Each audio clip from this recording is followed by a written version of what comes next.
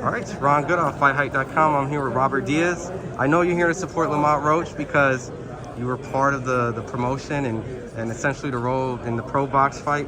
For the fight fans, can you explain your relationship with Lamont Roach? We've had him, his father, his team, and I have had a bond for many years from his pro debut to this moment now. And we just grew a very good, tight relationship and trust.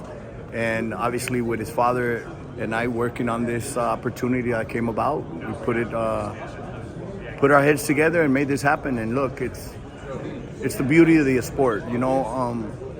Sometimes it confuses me as much as I love it and I'm involved in it, that you hear fans saying fighters need to be daring and need to be challenging themselves. And then a moment comes when a fighter like Lamont says, you know what, I got this opportunity and shit, I'm gonna take it. You know what, I want to dare to be great. And then, oh no, it's a mismatch. So you can't have it both ways. All we have to do right now is do what he does best, work his ass off in the gym, get ready. Obviously, it's a Mount Everest. It's a huge. Tank has earned everything he has because of the talent and explosiveness and everything he brings to the table. But you know what? Boxing's about opportunities. You have to take those opportunities when they're there. You can't sit by and say, what if? Tomorrow you can't be like, what if I would have done this? What if I would have done that? That'll eat you up. So the 1st of March, I have a lot of faith. He's seen it. I've matched all his fights. He's seen the different styles. He's shown me how hungry he is. He showed me the versatility, the skills. Now it's just putting it together. Again, we know it's not easy, but you know what? That puts all the pressure on Tank because nobody outside of this team and a few friends and followers are giving him a chance. That's what makes it sweeter. You know, we've seen it in the past. Buster Douglas. We've seen these huge upsets.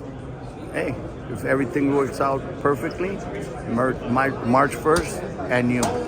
You know, with you being the matchmaker for Lamont for so many fights, you know, I know that people try to do boxing math. You know, I know it was early in his career when he lost to Jamel Herring. And there's no disrespect to Herring because Herring went to beat Carl Frampton and it went on to, you know, but because people stick to that fight so much, how much has he grown from that and the matchmaking he has for the Tank fight?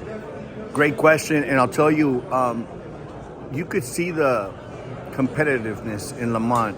When we went to Puerto Rico in a fight that he won, and they gave it a draw, I walk into the dressing room and he was torn apart. And I'm like, what's wrong, man? They didn't rob you, they didn't take the weight, you know, it's a draw. It ate him so much. So answering your question, the Jamel Herring fight taught him, one, he didn't like the feeling of losing. And he's told me, and he's told his team, he's told his dad, I'm not going to go through this again.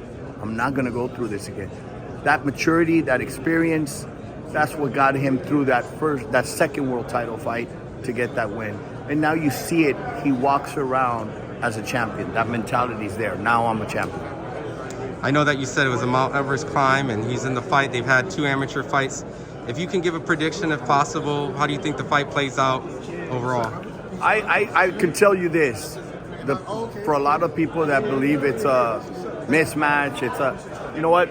Obviously, they have their... Everybody in the front. Everybody back your head in the front. Everybody, thank you. They have guys, their... Everybody back here in the front. We have to respect everybody's opinion, but don't knock it until it's over. If it's a mismatch after, write about it and the fans could voice it. But right now I see Tank is going to come in knowing what he has in front of him this time because they know each other. There's a history. Tank respects him. I really believe he respects him. And Lamont for sure does. So I think it'll be a very good strategic fight in the first half. And then it could turn into a real fight in the second half. If everything works out right, we're going to see outboxing of Tank.